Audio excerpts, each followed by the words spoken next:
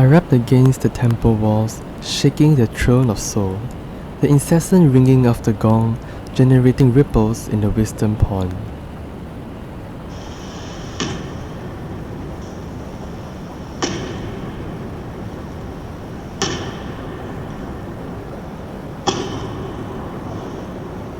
Flames on those torches flickered more than they should, disrespecting the altar with the inconsistent lighting. I touched the walls again, trying to align the flower to the vase. There is no dew on the leaves that morning, even though the relentless storm from last night barely subsided. The vase overflowing with water, yet the leaves are crunchy to the touch.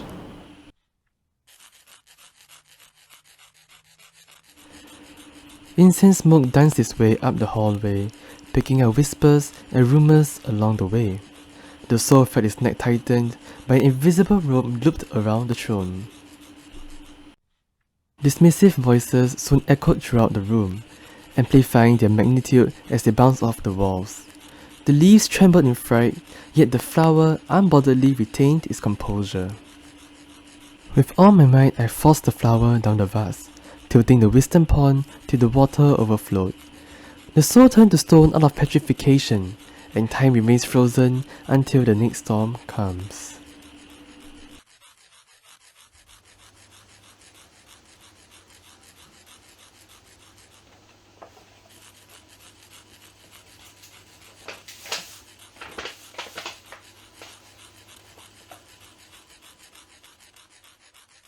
Hey Cozie homies, Zheng here. I like to write poems in my free time, and as this video's title suggests, I wrote this poem about a really bad headache I had after a very stressful day. I wrote the first half of this poem in October 2020 and completed it in January 2021. It took me 2 days to finalize this poem. The main reason why I wanted to put this poem out is because I believe words can heal. Even though this poem doesn't give us a way to end all headaches, I find solace in penning down my thoughts during times of distress, and I hope my words can help verbalize the kind of pain that we all feel but can't describe. The main inspiration behind this poem revolves around the happenings inside a temple. I got this idea as I rubbed my temples during a headache, and I started representing abstract concepts as items we can find inside a temple.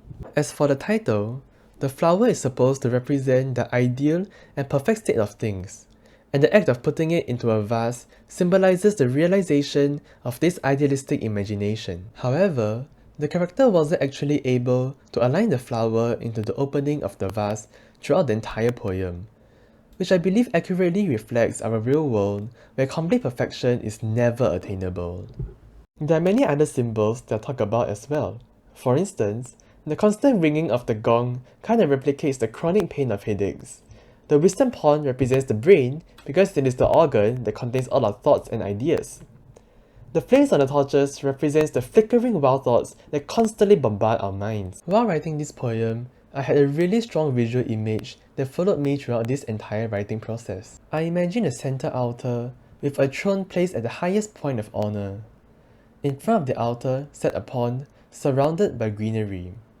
Torches lined the walls of the room and lit the hallways that lead right into the altar. My favorite part of this poem is the first 2 lines of my last stanza. The way many people cope with stress-induced headaches is to put it on hold by assuming everything will be perfect and that they are overthinking. The matter of fact is that this headache never goes away. It's only being paused. Remember how I say the brain is a wisdom pond? Imagine a pool of water at where your brain is. If the water overflows, where does it go? That's right, they fall out as tears. Hope you enjoyed today's video.